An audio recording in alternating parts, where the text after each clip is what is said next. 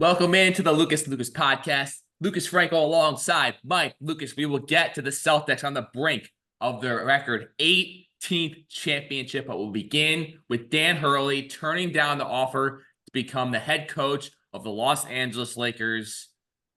Mike, I guess what was your perception about the whole situation involving Dan Hurley and everything that's going on with the Lakers? I'll let you go first because I have a big theory about what happened here.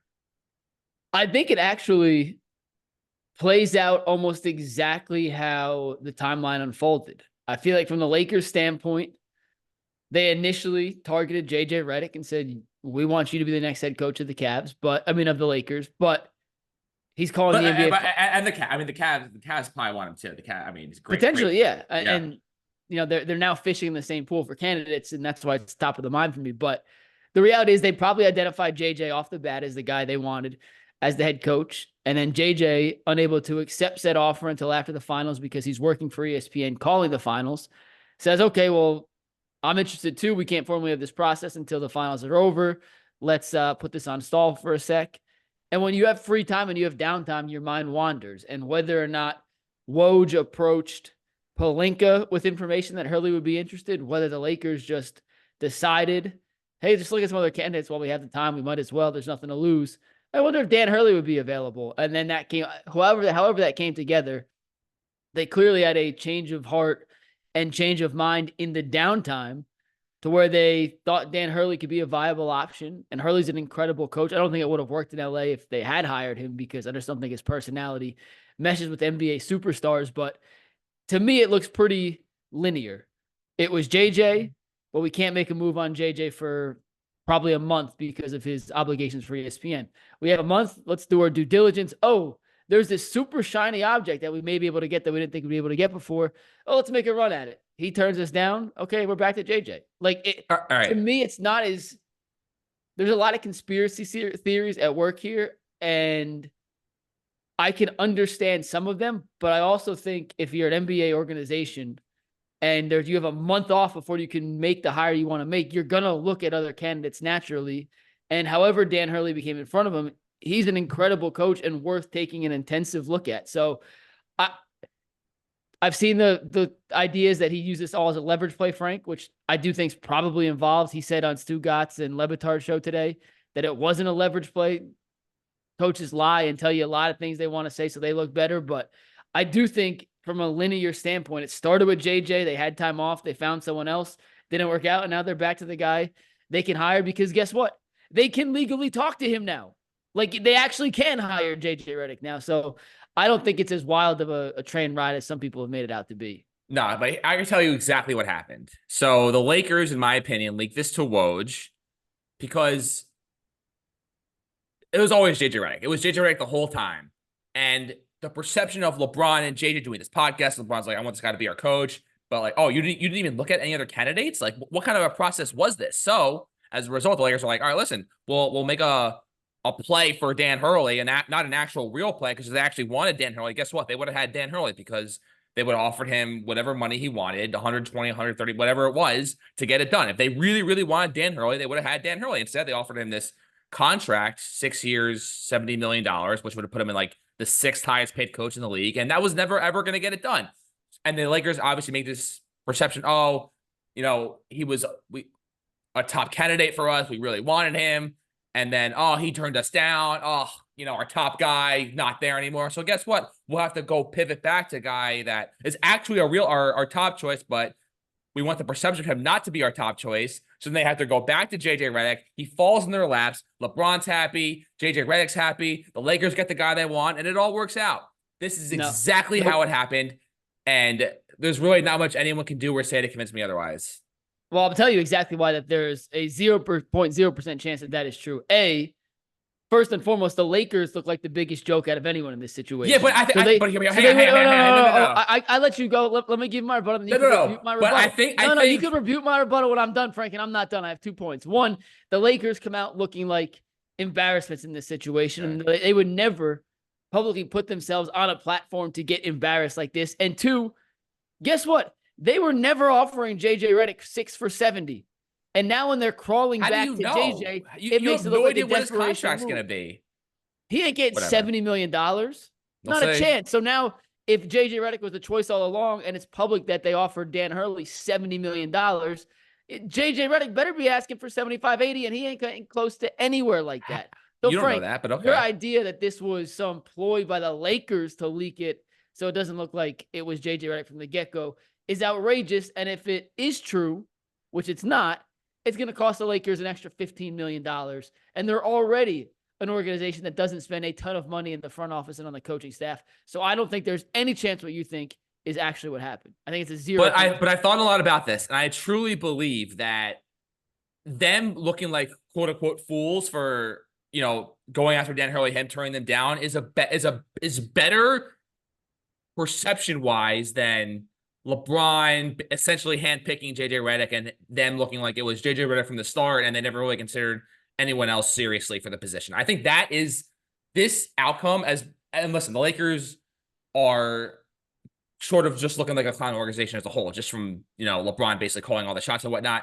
But I just truly believe that it is a better look for the Lakers to have this thing happen with Dan Hurley where, oh, he turned us down. Not a great look for the Lakers. I think it's a worse look if you basically go all in on JJ Redick from the start and it basically looks like, oh, LeBron and him do a podcast. They've been talking about this for you know, months and months and months. And Darvin Ham was on the hot seat while they started doing their podcast. Who does that look bad for, though, Frank? Like who? It looks bad for LeBron. This is all about LeBron and perception. No. That's what I truly believe happened. No. Like I said, had the contract details of what they offered Dan Hurley not leaked, then maybe, sure, maybe. But the fact that it got out there, they offered $70 million. I can maybe that was Hurley being like, I'm not going to look like someone who was used here. I'm going to leak out the contract so they know what was offered. No, I just refuse to buy that. That's for the Lakers to decide, hey, you know what? We're going to embarrass ourselves. We think it'd be less of an embarrassment than hiring LeBron's co-host. Is like, yeah, I mean, I guess it would hurt if I stubbed my toe, but let me just cut my arm off instead. Let me amputate my left arm as opposed. Like, it's two different levels, Frank. The Lakers, when they first came the announcement at 6 a.m. on SportsCenter, the day of the NBA Finals Game 1, that was the main story in basketball for the entire day. It wasn't the lead up to the finals. It was the Lakers targeting Dan Hurley. We're going to make this massive push. We want to give you this lucrative contract that you can't say no to. And they came up with $70 million. That wouldn't even make him the highest paid coach in basketball. But that's the point, Mike. They didn't actually try to get him. If they actually tried to get him, you know what would have happened? He would have been the head coach of the Lakers. They didn't actually try because you know why? Because they wanted JJ Redick. Or because they just don't pay coaches that much. You know, Frank, they don't have any scouts that watch the rest of the league. I read an article. Anthony Irwin wrote it on Lakers. I don't know. I forget where I read it. But it wasn't Lakers.com because that's it wasn't a team employee. I'll pull up right here. Probably Lakers outside, whatever it was. Whatever. Continue with your point. Whatever it is, he writes for, it's LakersDaily.com. LakersDaily.com. And he talked about how the Lakers spend less on a scouting department. They spend less on coaches. They have one of the smaller coaching staffs in basketball. The Buss family is not that rich compared to the rest of the NBA owners, by the way. They don't have a ton of money.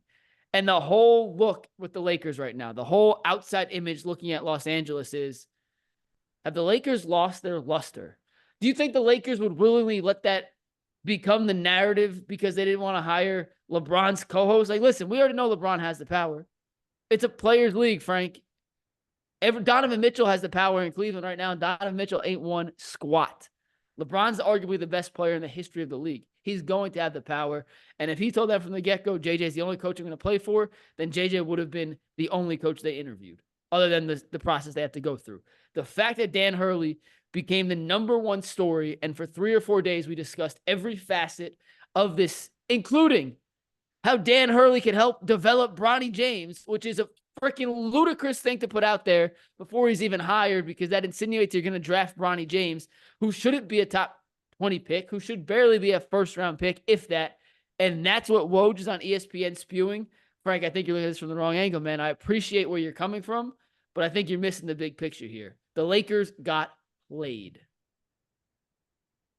I think, I mean, I guess we'll have to agree to disagree on it. As for Bronny James, this is a true testament to where LeBron's loyalties go, because I gotta look at the draft order again, but let's say any team in the top 12, we've talked about this before, Philly, whoever, if they draft Bronny James, does LeBron go to LA and stay there, or does he team up with Bronny? Where is his true allegiance?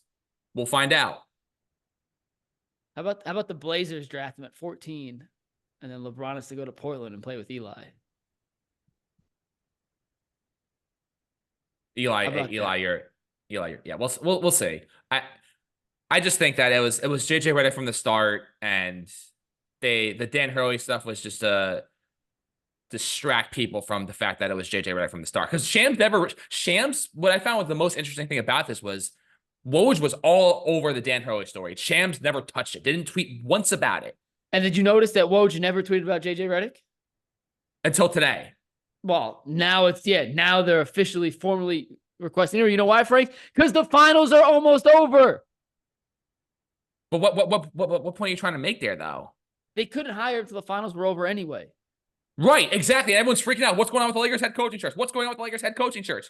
They had to wait for the finals to be over. The Cavs haven't made a hire either, Frank. I don't know what the hell the Cavs are doing. That's a whole different discussion. I guess they're waiting to see. They're probably because the Lakers are waiting to see what Donovan Mitchell does. Like the Cavs are going to get Borrego, and that's going to be that. I am all on the team Borrego, by the way, for the Cavs. I have officially planted my flag in the Borrego camp. All right, let's get on to something else here. But we can agree that the Lakers wanted to distract people from the fact that it was JJ Redick all along, and we cannot agree on that. But okay. All right. So big story out of football. The New York Jets once again in the news for all the wrong reasons. Aaron Rodgers skipping mandatory minicamp to go on some sort of trip or excursion overseas. And obviously Robert Saleh has said to the media and saying that this was something that's been planned for a really long time. It's not a distraction in the building. It's only a distraction in the media. They're just building it up as something that doesn't need to be built up. But Aaron Rodgers said in January, like, we need to flush the BS. That's what he said. For the Jets to get back to being a winning football team, they need to flush the BS. Well, I'd categorize what's going on here with Aaron Rodgers is right under the BS, whatever's going on. Robert Saleh came out and said it was an unexcused absence, meaning that it's not a family emergency. It's not a medical situation. It's Aaron Rodgers deciding that he'd rather be somewhere else. And this is, at least from my vantage point, and listen, it's June. The season doesn't start for 3 months. Like, he was present for everything else. So in the grand scheme of things, how big of a deal really is it? Hard for me to say. I've never been in an NFL locker room. I don't know how much these mandatory mini camps, how the importance of them just period. I don't know how important they actually are. But the whole idea of him just choosing to be somewhere else, I think is a horrible look. And it just means that, and not that Aaron Rodgers was ever going to change, but this just proves that he will truly never change. And it's extremely frustrating. Even though in the grand scheme of things, it might be no deal at all, and they just might end up winning the Super Bowl anyway. Yeah, Frank, we work with teams. And by work, I mean, you're a diehard Jets fan in Cleveland here. We cover the Browns. With the two quarterbacks in football that have their off-the-field activities discussed more than anything they do on the field. And until Deshaun plays well, it's going to continue to be that way. And until Aaron Rodgers shuts up and plays football, it's going to continue to be that way. And the fact that he showed up to the involuntary minicamp, but then doesn't show up to the mandatory minicamp, like, it's just weird. It's just weird. Like, you knew when these started. You know it's a mandatory team event, and they can find him whatever. He has plenty of money. It's not a big deal in that sense. But I just don't understand what kind of excursion could be so important that you decide to skip out when the rest of your teammates are there, Frank, and expect everything to be cool. And the reality is, if he plays well, none of it matters. But if he doesn't perform well, if he doesn't play like the MVP caliber quarterback the Jets thought they were trading for when they acquired Aaron Rodgers, all these little things come back up into play. Is it because the chemistry wasn't there? Is it because he wasn't at team facilities when he needed to be getting treatment throughout the offseason? And it's funny, Frank, we could talk about, and we talk about this in the show all the time. You could say 99 good things about a player, and they only hear the one bad. And that's what they'll address you for when they see you up in person. Like, I can't believe you said I sucked for this. Well, hey, did you hear the other 99 good things? I said, well, Aaron Rodgers could be at and do the right thing 99 out of 100 times, and we don't talk about it. But he misses mandatory minicamp, and it becomes this giant headline. And when you're in the Then, position, then Aaron Rodgers needs to like get it out in front of the story and explain to people what's happening instead of having it be this big guessing game. no, I And agree. No, I totally yeah, agree with you. And my point is, big picture at the end of the day, Deshaun, Aaron Rodgers, anyone who is a quote unquote distraction. If you play awesome on Sundays, none of it matters. You put up with everything. If you aren't awesome, these off-field things become more and more and more of what you talk about, because it's really hard to talk about how poorly you play on the field week in, week out, when this other stuff becomes a bigger story and distraction. do you believe it? I'm done. Yeah, go. Do you believe it would have benefited Rodgers to release a statement explaining where he is, or would that have just subjected him to more criticism? Because I think it would have. I mean, I guess it depends what he would have said, and it might have subjected him to just people. It would have subjected him to more criticism, but I think the worst thing players could do is leave it to someone's imagination. Like, let's say he goes, "Hey, I booked this family trip to Greece, and I'm with my family in Greece." Right now, we would all be like, "How do you double book a trip to Greece? How do you?" He would be ripped, but at least you know the answer.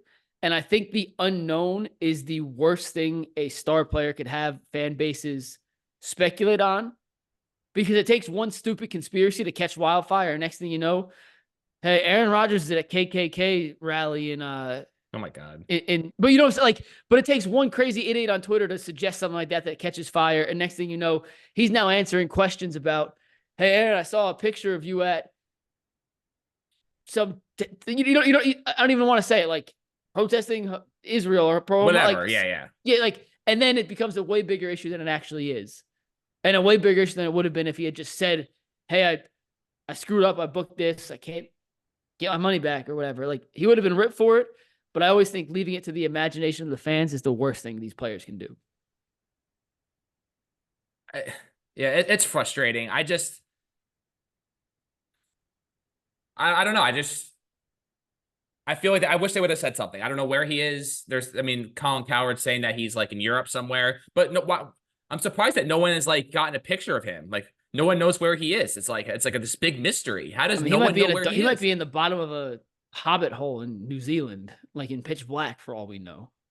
Yeah, it's just frustrating because you were just hoping that this stuff was behind the team. But the other big story is that Hassan Reddick's not there either. And apparently when the Jets traded for him, that despite them, they were apparently on the same page about him not getting a new contract. He's also not there. He's supposed to be a big piece of the defense.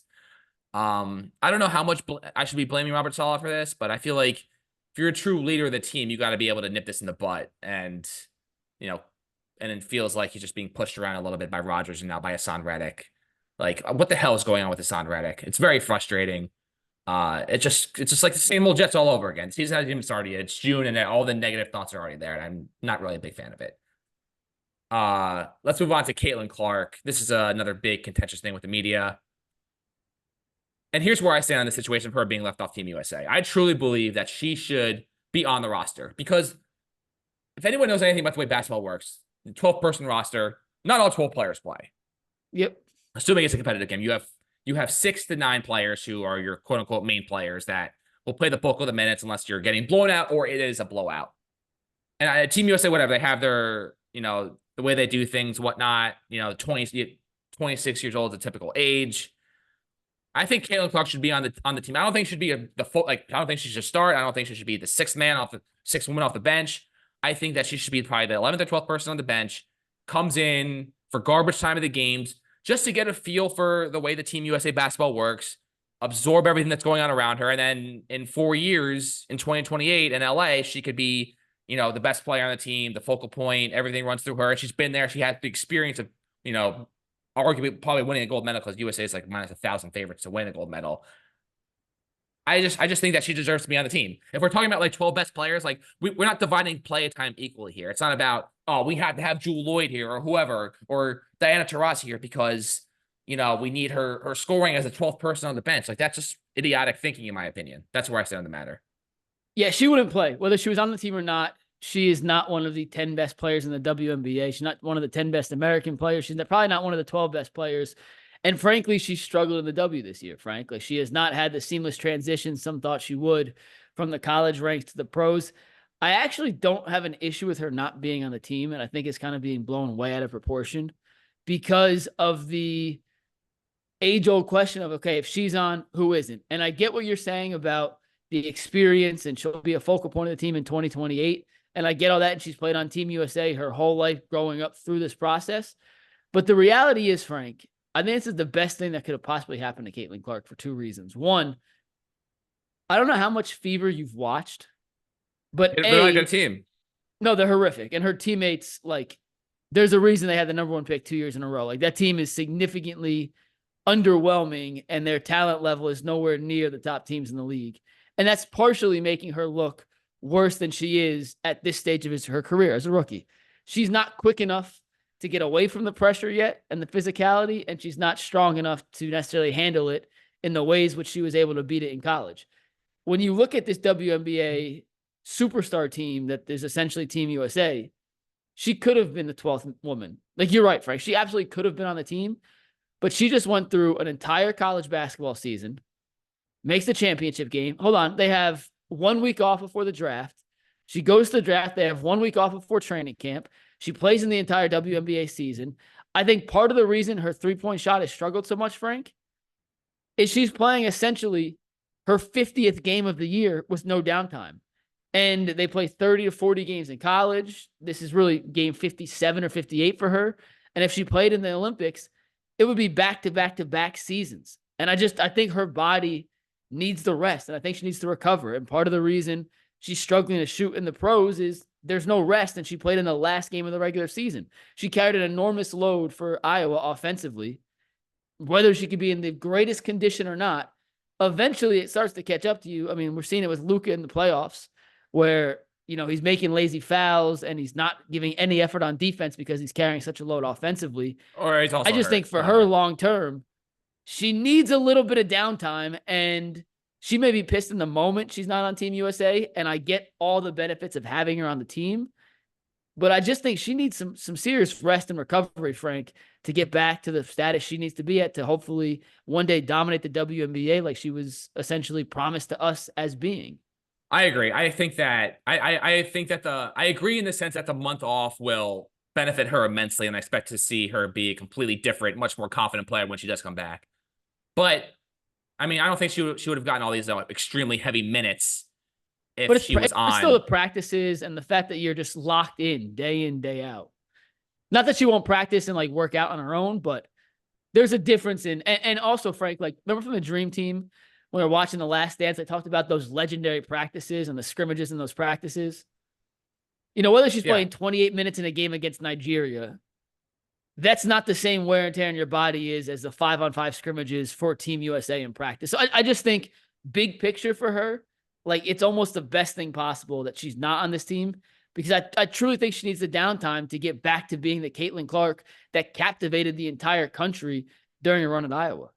Yeah, I agree. She could use rest, but I also think she should be on the roster. But that's where we'll leave it at that.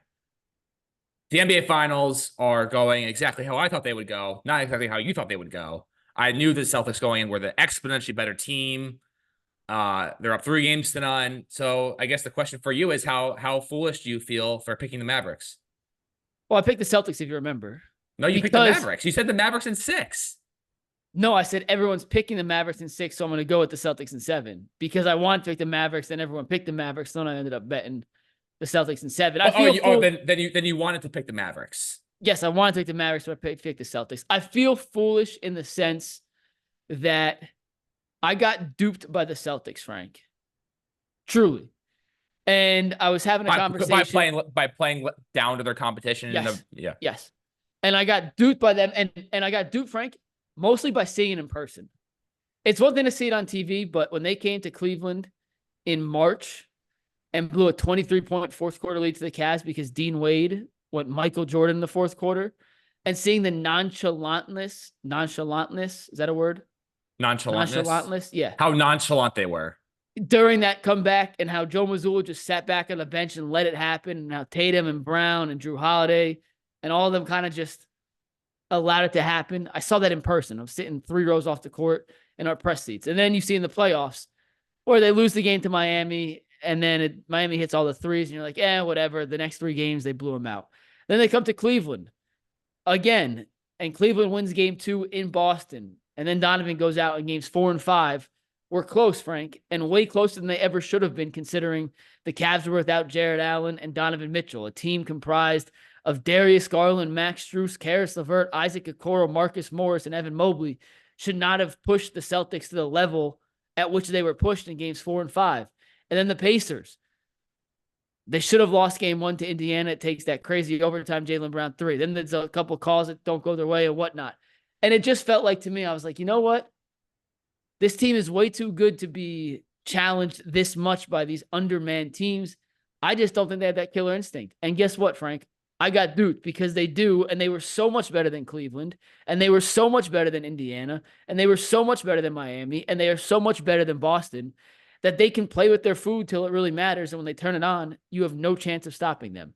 And the only way to beat Boston is to score and score quickly so you can get back and set your defense. It's the one thing Indiana and Cleveland did well that Dallas is not doing. They're not scoring enough, and they're not pushing the ball in transition enough, because you need to make shots against Boston so you can then set your defense on the back end so you're not getting their crisscross matches and these side switches, which then lead to advantageous offensive situations for the Celtics. They play the 5-out offense. Everyone can shoot, everyone can dribble, everyone can create, which is an absolute nightmare to try and defend. And if you're not set with the right matchups on the right personnel, you're going to get burned time after time after time. And we keep seeing it happen to the Dallas Mavericks, possession after possession after possession in the clutch. And I just feel stupid for getting duped, because I truly believe there was an issue when from the entire time, and I should have looked at their record, push came to shove, they found ways to win. And it's because they just didn't put it on and didn't try till the very end, Frank, and I got duped. So yes, I feel foolish. I was duped. So like, I think when you see these, these teams in the NBA, these great teams that, the Celtics, obviously hadn't won a championship under this iteration of players, but listen, they've been there. They've been in the conference finals like essentially every year since 2017. Like, this is where they've been. And there's going to be times during the regular season, where they just quote unquote lay an egg, or they just look weird because they've been through so many wars, so many battles. And, I got duped by this too. I remember going to the Big East tournament in 2011, the year that Louisville won. And I saw Louisville play. I was like, this team is not that good. And they go out and win the whole thing. And I was like, wow. Were you at MSG for that game? Yeah, I was at MSG. When you see it in person, it messes with your head. It really does. But the Celtics, with their pedigree, with how many wars that Brown and Tatum have been in, and the addition of Drew Holiday, just the Celtics won the championship the day they traded for Drew Holiday. And we're just seeing the culmination of all that here. It's unfortunate that they didn't get to go up against the Denver Nuggets, because I believe that I think the Nuggets would have beaten the Celtics. Yeah. I don't know. I don't know if there's any other team in the NBA that would have had a realistic shot against them. The Celtics are a terrible matchup for Dallas too, which I think we all thought about going in. We all kind of knew it was, but to see it play out the way they've been able to shut down Kyrie. I know he had a great game last night, but his first 2 games were horrific. PJ Washington's disappeared. Their centers aren't getting the same lob opportunities they got in the Western Conference playoffs. Derrick Jones Jr. is unplayable. It's just a bad matchup, and they're way better than I gave them credit for, Frank. And to your point, you said, how foolish do I feel? I do feel very foolish. I find this Celtics team to be just very boring. Like, this whole run for them, for me, has been extremely uninteresting. The whole playoffs have. Both sides. But more so because every series of Celtics in this has been so uncompetitive. I don't know, like this, they got extremely lucky because every team they've played throughout the whole postseason has been dealing with injuries. Jimmy Butler, Tyrese Halliburton, Donovan Mitchell. Like every round they've been in has been, the other, like Luka's dealing with. Dude, Luka's been questionable and has body wrapped from head to toe going into each game. So I wish they would have played the Nuggets, and I don't know. It's just I was hoping that the Celtics with Tatum and Brown would never win a championship just because of the whole Billy King trade. But what are you gonna do? I just gotta unfollow Tom Carroll on Twitter and just go from there. Sucks. I can't stand the Celtics, man. But they're good. And here's the thing: I like a lot of their players. I love Drew Holiday. I love Derek White. Porzingis has been awesome, Frank. I know he didn't play last night, but what a difference he made in games 1 and 2. And that's why part of this reason, I didn't know how healthy he was going to be. And when they're clicking, I was talking to Eli this morning about it. When they have 5 guys, Frank, who can all spread the floor and who can all create for themselves off the dribble. As a defense, you don't know what to do. Do you help? Do you let them go one-on-one? They have such big wings. They're such a big team across the board. 6'4", 6'4", but stocky and Drew Holiday. 6'7" in Brown, 6'9" in Tatum, 7'3" in Porzingis. Most teams just can't match that size. And if they do have that size, they don't have the athleticism and lateral quickness to keep up with the Browns and the Tatums. So do you help? If you help, they're all 40% three-point shooters. Like, what are you supposed to do? And Missoula, to his credit, I didn't think he was a great coach. He's proven me wrong here. He has allowed these guys to play with the freedom and confidence, Frank, to just play basketball within the basic concepts of the offensive system he wants to run. They run a few sets, but for the most part, they just play free and they play basketball. And they're so well connected. They're not selfish. It's an incredible brand of basketball to watch. And there's going to be a lot of teams that try and emulate what Boston has done in the coming years. But unless you have guys that are willing to buy into a system like that and sacrifice the individual stats for the greater good of the team, it's not going to work. Like, it's not. They traded Robert Williams and Marcus Smart for Porzingis and Drew Holiday. I mean, Yeah, there isn't a bigger, they traded some picks too, but for the most part, yeah. And Malcolm Brogdon, but which I didn't hear his name once all year, mainly because there you go.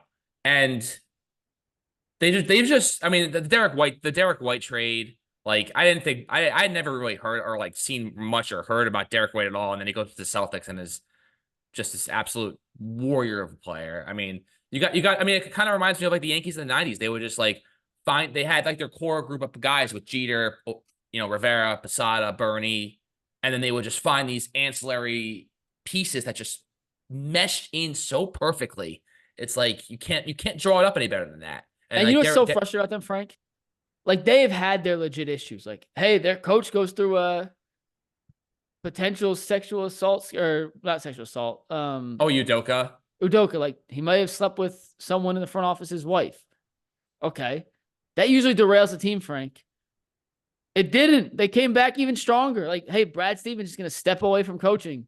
We're losing one of the best coaches. Well, they get Udoka, and they go right to it's just, I hate them. I hate them so much. So much. Well, yeah, I'm excited for the parade.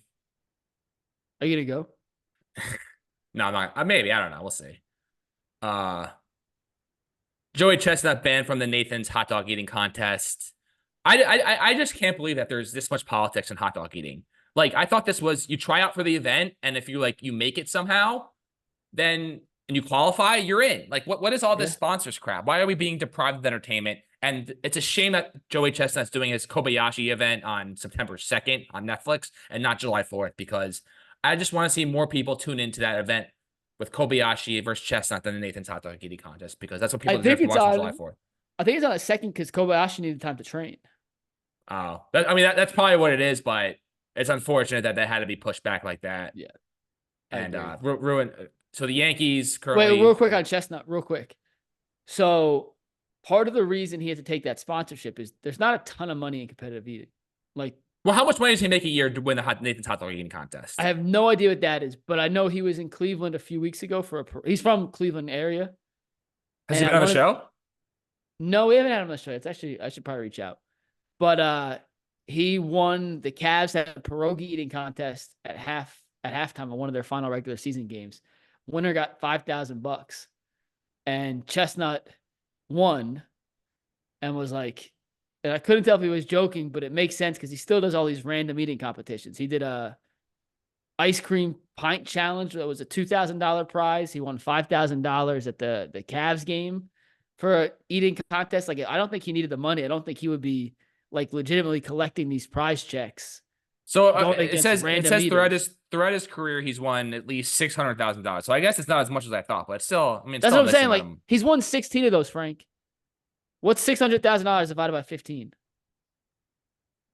It's about like 600,000. It's $37,500 a hot dog eating contest. If that's what. About 40,000. Yeah, about 40,000 a contest. Yeah. So like, I think he did it because he needs the money. Like, not that he's broke, but he wants a better life. So good for him. Like, I have no problem with him signing the endorsement deal. It's just ridiculous that someone with an endorsement deal wouldn't be allowed to compete in a contest that's about eating hot dogs. Yeah. So ridiculous. Yankees have played really well. Huge break with the Soto injury. I was ready for him to be Tommy John out for the year. And I was just like, I was so bracing for the He's worst. back, right? He played Yeah, last night. he missed the Dodgers series, came back on Monday. One of my favorite moments of the season was that Sunday Night Baseball game against the Dodgers. Every fan in Yankee Stadium was chanting, "We want Soto." And then with Grisham at the plate, then he proceeds to hit a 3-run homer. Absolutely electric. Aaron Judge is having last 2 months for the ages. Luis Hill's been a Incredible. monster. They needed another starting pitcher, and another bullpen arm. But overall, just really excited about this team, and just terrified about the Baltimore Orioles because they don't lose either. They, as great as the Yankees are playing, they're losing 4-0. The Orioles are. That is fantastic news in the 7th inning as we're taping this. They're probably gonna come back and win, but as we're taping this, the Baltimore Orioles are losing a baseball game. It is a miracle. Yeah, no, the Yankees have been fun to watch. They've been on a ton of national TV games the last couple of weeks. They've been on TBS. They were on ESPN. I've actually watched a bunch. Luis Heel Frank is must-see TV, as you know. Judge is incredible. The home run he hit against Minnesota, was it? I mean, there's been so many. He hit a couple bombs against the Dodgers. He hit it against Minnesota, San Francisco. It was late. I think it was Minnesota. And the guy threw him a slider and he just missed it. And he came back with the exact same pitch. And he sent it 400 feet into left field. Their lineup's awesome right now. And even I turned on the game the other day and Stanton hit the 3-run shot to make it close game, a blowout in the 8th or 9th inning. It must have been the 8th inning. Like, even the guys I can't stand are getting hits. And I love Verdugo. It's been a fun team to watch, Frank. And I can't believe how good the pitching staff has been without Garrett Cole. And everyone they put out there has been incredible. And hopefully Cole makes one more rehab start on Friday, and then maybe after that he'll come back. But we'll see. That will do it for this edition of Lucas podcast. The Boston Celtics have won the NBA championship.